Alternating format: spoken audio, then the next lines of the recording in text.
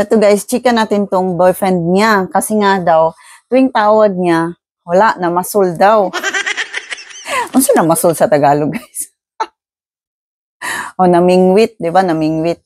O namingwit daw. O tuwing tawag niya, namimingwit daw yung boyfriend niya. So ganito guys, marami ditong mga taga rito na ang hilig nila, yun nga mamingwit ng isda. O, yun ang ano nila guys, yun ang libangan nila. Kapag ganyan ang jowa mo, so dapat handa ka na magbilad sa araw. Kasi pag ganyan ang jowa mo, syempre isasama ka kung saan-saan siya mamimingwit. So ganon guys. Iba naman kasi dito guys, sa atin kasi kapag mangingisda, talagang hanap buhay. Dito sa kanila, libangan lang yan. So yung iba nga guys, iniiwanan lang nila yung isda na kapag sa palagay nila hindi masarap, ganun, iniiwanan lang nila. Siguro pag yung jowa niya is Pilipina, ayan. So pagka Pinay guys, sigurado walang isdang masayang kasi dadalhin talaga yan sa bahay. So kapag ang jowa mo mahilig ganyan, mahilig sa mangisda o mamingwit ng isda, oh, swerte ka, may ulam ka lagi. Hindi ka nabili ng ulam, may ulam ka ng lagi guys. Ilalagay mo lang sa freezer yan, no? Wala na. Buong taon may isda ka. Kasi ganito guys, pwede rin silang mamingwit kahit winter. Yung lake, kasi yung lake dito, sa lake yan sila namimingwit guys. Walang dagat dito. May dagat dito pero depende kung saan ka nakatira. Halimbawa dito sa lugar namin, walang dagat dito sa amin. So mga lake dito guys, ang karamihan dito lake sila namimingwit. So kahit winter guys, namimingwit yung mga yan.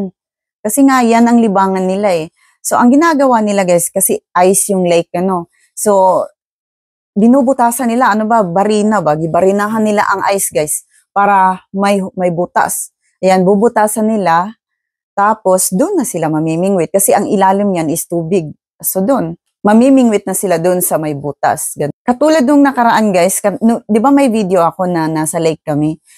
Yung mga kaibigan ng asawa ko, yun nga, namingwit sila guys, gumawa sila ng butas. Naiwan ko kasi yung cellphone ko guys, binalikan ko na lang. Pero nung nandun ako, hindi ako nakapag-video kasi nga naiwan yung cellphone ko.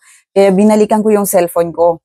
So, hindi ko na-videohan yung gumawa sila ng butas.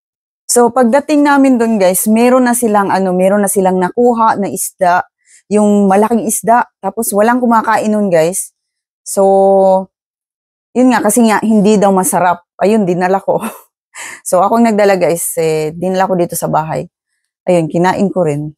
Kasi, gusto nila yung isda nga kukunin nila. Yung isdang kukunin nila, yung masarap na gusto nila. Pagka ayaw nila guys, minsan, binabalik nila sa tubig. Minsan, hinahayaan lang nila na hanggang mamatay na lang yung isda. Iniiwanan nila. Ganon. So, yung pagpangingisda nila dito guys is, libangan lang nila yan. So, good luck sa'yo sis. Marami kang ulam pagdating mo dito.